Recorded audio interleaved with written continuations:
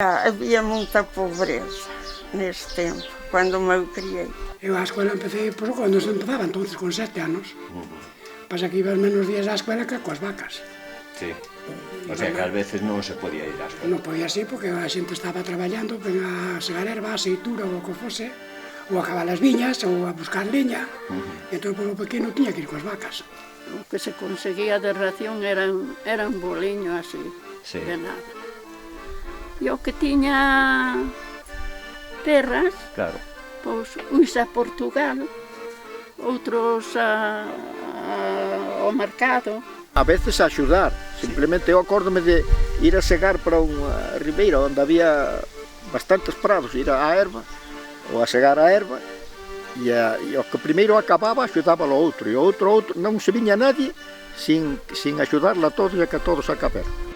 Perdia-se a ti, tocavas o concelho, perdeu-se o abaco António, ficou lá parido, ou o que fosse, e ia toda a gente do povo a saber dela, todo. Morria-se o animal, por o povo todo a fazer a cova e a enterrala. Cando se cansaba aquela xunta que estaba arando, deixaba para os millais, deixabas ali e acollía as que estiveran comendo, as outras dúas vacas que estaban comendo, o sea, que descansaran.